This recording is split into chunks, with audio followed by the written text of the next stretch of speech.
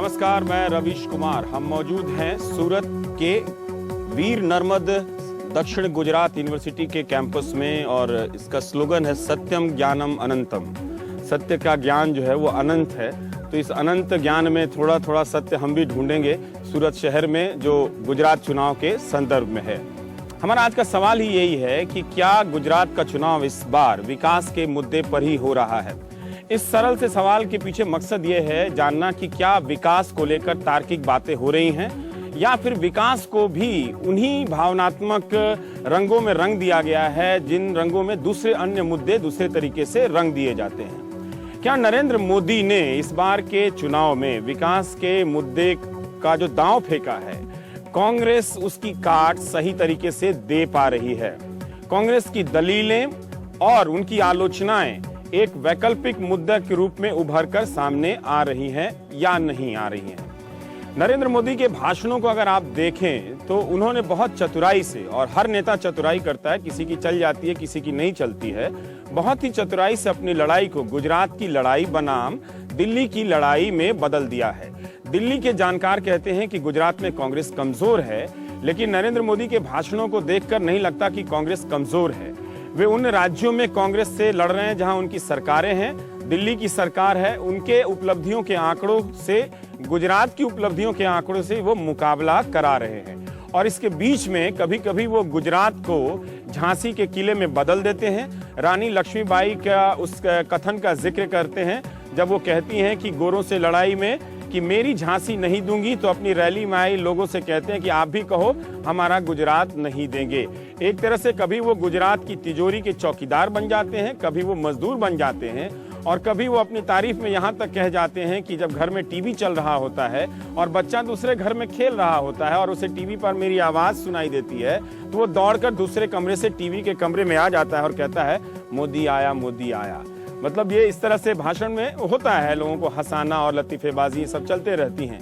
लेकिन मुद्दा क्या विकास स्थापित हो पा रहा है? क्या गुजरात के लोगों के बीच में विकास के जो तरह तरह से जरूरतें हैं और मुद्दे हैं वो उस तरह से स्थापित हो पा रहे हैं? एक समझ बन पा रही है क्या? या दोनों पक्षों ने जो घर बांटने का वादा किया है या फिर एक निचले मध्यम वर्ग की जो कल्पना की गई है उसका एक राजनीतिक पहलू क्या है? बीजेपी भले ही दिल्ली में एफडीआई के विरोध में चीन का एक हौवा खड़ा कर दे, लेकिन मोदी अपने घोषणा पत्र में, बीजेपी के घोषणा पत्र में बहुत आसानी से कह जाते हैं कि उनकी सरकार आई तो विदेशी भाषा चीनी और जापानी को प्राथमिकता दी जाएगी। कांग्रेस कहती है उत्तर प्रदेश की तर्ज पर अखिलेश की नकल में कि लैपटॉप दिया जाएगा और पौष्टिक आहार महिलाओं को दिया जाएगा। क्या सचमुच हम लोगों ने जितने चुनाव देखे हैं उनमें इन सब मुद्दों की कोई प्रासंगिकता रह पाती है, या फिर वही बाजी मार ले जाता है जो भाषण बहुत अच्छा देता है, या फिर वो बाजी नहीं मार पाता है जो सुबह तो भाषण देता है और शाम को दिल्ली पहुंच जाता है?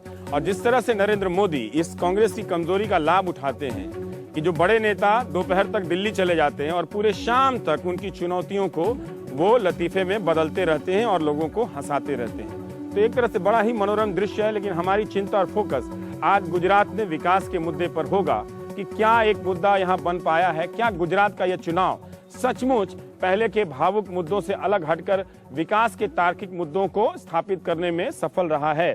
परवेज अब्बासी साहब हैं, इसी वीर नर्मद दक्षिण गुजरात यूनिवर्सिटी के डिपार्टमेंट ऑफ सोशियोलॉजी के हेड हैं। किरण देसाई साहब हैं, आप centre for social science studies के सोशल साइंटिस्ट हैं और आप राजनीति और समाज शास्त्र और मजदूर वगैरह पर काम करते रहते हैं। मुकेश भाई पटेल हैं, आप उद्योगपति हैं। और सुषमा अग्रवाल जी हैं, भारतीय जनता पार्टी की वरिष्ठ नेता हैं, उपाध्यक्ष हैं। संजय पटवा साहब हैं और आप कांग्रेस के नेता हैं। किरण जी, हम ये जानना चाहते हैं, पहला सवाल जो मैंने अपनी प्रस्तावना में कहा कि सचमुच ये चुनाव विकास पर हो रहा है क्या? सचमुच इस चुनाव में विकास को लेकर गंभीरता से बातें हो रही हैं, या फिर इस पर भी एक तरह से भावुकता का कवर चढ़ा दिया गया है? नहीं, ये बहुत ही अहम मसला आपने उठाया है। विकास की बातें हो रही है, विकास का बहुत बड़ा गुब्बारा खड़ा कर दिया है, लेकिन जो आपने कहा कि उसके ऊपर कोई तार्किक बहस हो रही है गुजरात में, आप राजकीय पार्टियों को छोड़ दीजिए, लेकिन गुजरात के सिविल सोसाइटी में, गुजरात के जो बौद्धिक वर्ग है उसमें, यूनिवर्सिटी के जो हमारे बौद्धिक है उनमें ये विकास के अहम मसले पर कोई तार्किक चर्चा हो रही है या नहीं हो रही है। विकास ठीक है, विकास है। अगर आप आंकड़े को ले लीजिए, अगर आप गुजरात के इकोनॉमिक ग्रोथ को ले लीजिए तो ठीक है, आपका विकास हो रहा है। आपका जो स्टेट डोमेस्टिक प्रोडक्शन है, आपका जो एग्रीकल्चरल ग्रोथ है, वो काफ़ी अच्छा है। लेकिन उसके विकास के पीछे क्या है और विकास के कॉस्ट क्या है, वो हमें समझना पड़ेगा। क्या सही माने में ये सवाल मैं ये जानना चाहता हूँ, ये सवाल हम गुजरात के संदर्भ में ही क्यों समझे? कोई ये पूछ सकता है, क्योंकि जब दिल्ली में जब विकास के आंकड़े दिए जाते हैं तो दर्शकों के ध्यान के लिए मैं बता दूं कि वहां भी इस तरह से चुनौतियां दी जाती हैं कि 2 भारत हैं, और वहां के भी नेता कहते हैं, कम से कम दिल्ली के नेता, कि 2 भारत हैं। बिल्कुल बिल्कुल तो बिल्कुल। क्या यहाँ 2 गुजरात की बात होती है क्या? नहीं, ये गुजरात में आपकी बात बिल्कुल एकदम सही है कि ये सवाल गुजरात का है ही नहीं। ये पूरा हमारे विकास का जो प्रतिमान है, हाँ। जो हमने अपनाया है 1991 से, और जिनके जनक हमारे प्रधानमंत्री है, वो पूरे विकास प्रतिमान का ये मसला है। और बिल्कुल सही है। लेकिन गुजरात इस चुनाव का जब तक जिक्र करें और चुनाव की हम बात करें, इसलिए मैं उस पर थोड़ा भार देना जरूरी समझता हूँ कि गुजरात ये मान रहा है कि विकास का जो प्रतिमान हम रख रहे हैं, वही प्रतिमान भविष्य में भी आगे चलेगा।